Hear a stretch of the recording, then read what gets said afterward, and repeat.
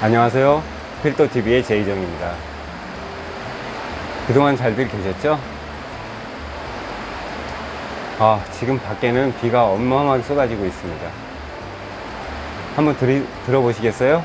동남아의 빗소리.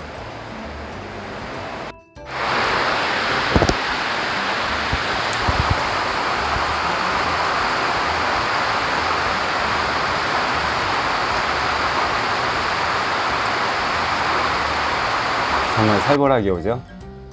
문을 다 닫고 최대한 빗소리가 안 날 상태에서 다시 시작하겠습니다. 오늘은 전 영상 대부업 사업에 이어 수리가오에서 제가 나이트클럽을 오픈했던 얘기를 해볼까 해요. 대부업 사업을 얘기를 더 하자면 몇 날 며칠 해도 모자란 듯 싶지만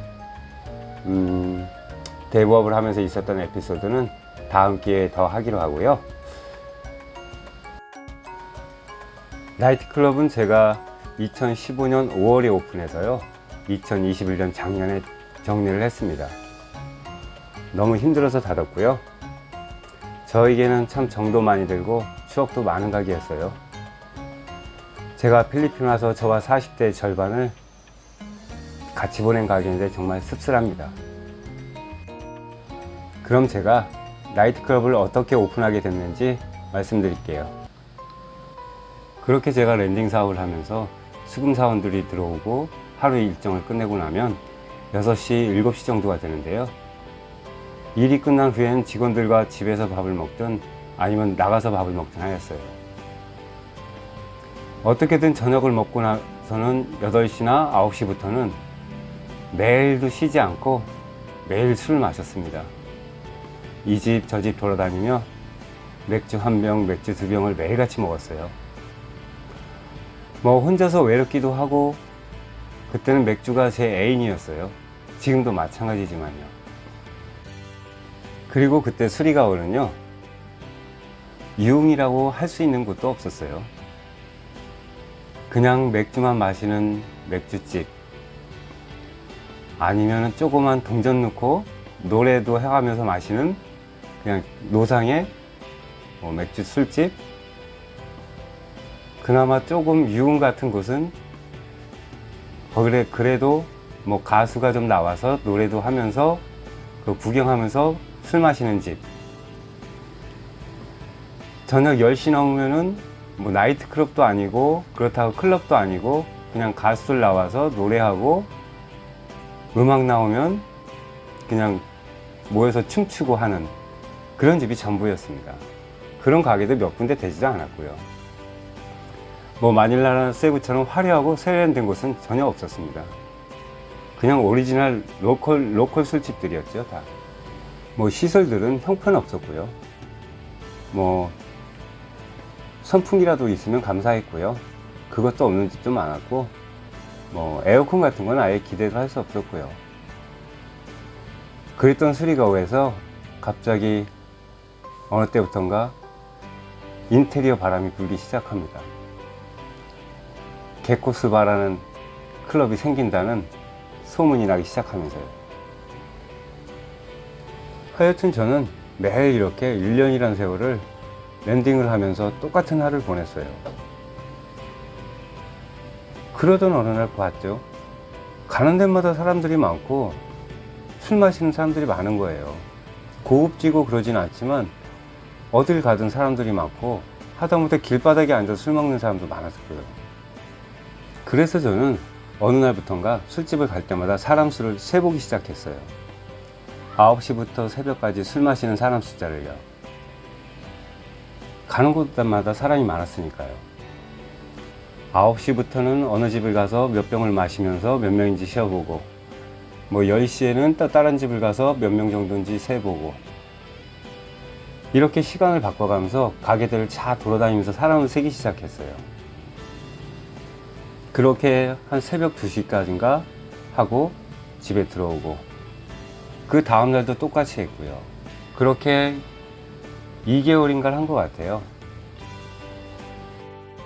그렇게 보니 매일 술 마시는 사람이 이 작은 도시에 적어도 수백 명이었어요. 그냥 제가 카운팅 한 것만요. 그래서 저는 본격적으로 데이트를 만들어 보기로 했어요. 일주일 데이트를요.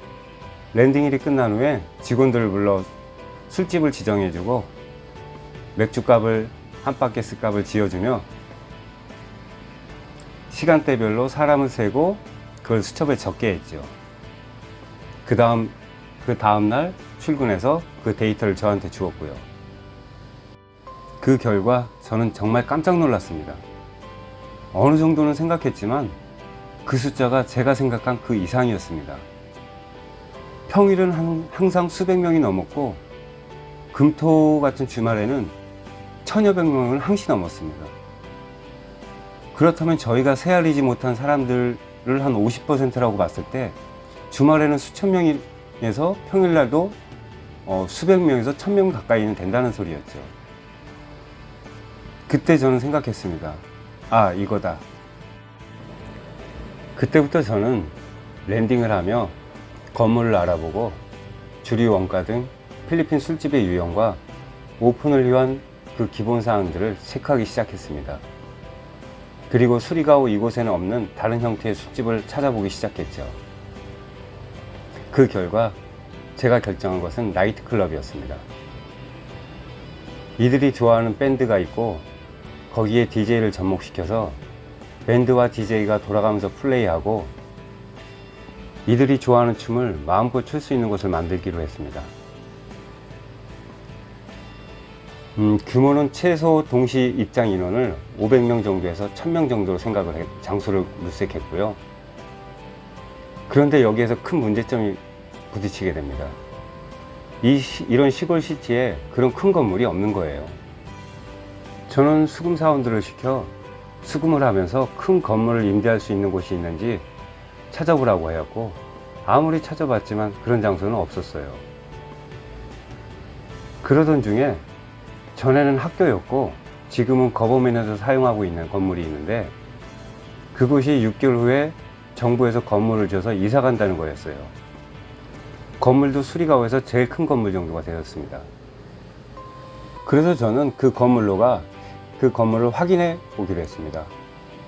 그래서 그 건물을 들어가 확인해 본 결과 정말 이 건물은 1, 2층이 딱 나이트클럽을 하기 위해 지은 건물인 것 같을 정도로 나이트클럽을 하기엔 딱 좋은 건물이었습니다. 건물 크기는 5층 건물이었는데요. 제가 사용할 나이트클럽은 1, 2층이었으면 충분했습니다. 1층의 크기가 1400스퀘어미터였고요. 2층이 700스퀘어미터였습니다. 그래서 총 2100스퀘어미터였고 한국으로 하면은 700~800평 정도 되는 가게였습니다. 그리고 건물 관리인을 만나 건물 컨디션에 대해 알아보니 이것을 쓰고 있는 정부사가 정말로 6개월 후에 나간다는 거였어요. 그래서 저는 건물주를 만나고 싶다 했고 여길 렌트를 하고 싶다고 했죠. 그리고 연락처를 서로 주고받고 건물주는 세부에 살고 있으니 연락이 오든지 아니면 주인이 오게 되면 연락을 주겠다 하여 기다렸습니다. 이렇게 건물주를 기다린 끝에 건물주를 만나고 건물을 12만 페소에 계약을 하게 되었습니다. 12만 페소면 한국 돈으로 300만 원이요. 그렇게 계약을 끝내놓고 건물이 빠지기만 기다렸죠. 그리고 그 기간 동안 저는 인테리어 컨셉 등 모든 걸 준비했습니다. 그 건물에 매일 가서 인테리어 도면을 혼자 만들고 어떤 자재를 쓸 건지 근데 자금 등을 체크하며 자금을 준비하고 있었죠. 그리고 제 컨셉이요. 1층은 나이트클럽, 2층은 작은 바, 그리고 홀, 그리고 노래방을 한 20개 만들고요. 벽을 털어내서 2층과 1층을 공유할 수 있고 2층 홀에서 1층을 언제든지 쳐다볼 수 있고 2층에서 언제든지 내려와 춤을 추고 1층 사람이 언제든지 2층으로 올라가서 즐길 수 있는 그런 컨셉이었어요. 그리고 그때 수리가오에는요 아예 노래방도 없었을 때였습니다. 이렇게 기다리는 중에 그 전 임대인들이 예상보다 한 2개월 정도 더 빠르게 나가게 됐어요. 저한텐 좋은 일이었지만 또 저는 여기서 제일 큰 장벽에 부딪히게 됩니다. 자재 가격과 공사 일정을 봐서 인건비 등을 대략 계산해도 제가 가지고 있는 돈으로는 턱도 없이 부족한 거예요. 사채하던 돈을 다 회수한다 하더라도 돈은 턱도 없이 부족했죠. 무모하다 하지만 제가 봐도 저같이 무모한 놈은 정말 처음 보는 것 같습니다. 일은 다 저질러 놨고 이젠 고생길만 열린 거죠.